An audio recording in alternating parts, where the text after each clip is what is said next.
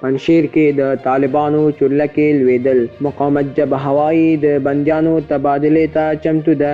د احمد مسعود مشرۍ د ملي مقاومت په نامه جبهې د یوې چورلکې او 4 نیول شوو طالبانو ویډیو خپره کړې ده او ویلي دي چمتو دي چې نیول شوي کسان تبادله کړي. خو طالبان وایي دې چورلکې د تخنیکي ستونزې له امله په پنشیر کې بیړنۍ ناسته کړې ده.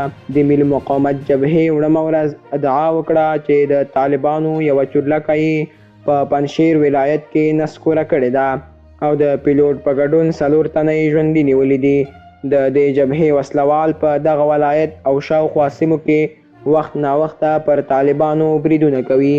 خو طالبانو وویل چې چورلکې د تېرې پنجشنبې په ورځ د پنشیر په ارزو دره کې د تخنیکي ستونزې له امله بیړنۍ ناسته کړې ده او دوی د مخالفې وسلوالې ډلې ته لاس تولیدلې. اوس د ملي مقاومت جبهې په یوه تازه اعلامیه کې ویلي چمتو دي د الوتکې د نسکورېدو پر مهال نیول شوي کسان د دوی له هغو کسانو سره تبادله کړي چې طالبانو سره زندانیان دي.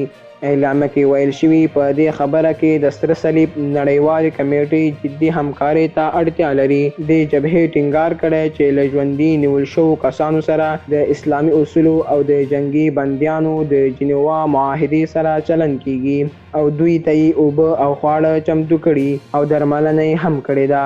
دې ډلې ګواښ کړی که طالبان په زور د ژوندي نیول شوو کسانو د ژغورلو هڅه وکړي نو د نیول شوو کسانو ژوند به له خطر سره مخامخ کړي. طالبانو تر اوسه د نیول شوو کسانو تبادلې ته غبرګون نه دی ښودلی.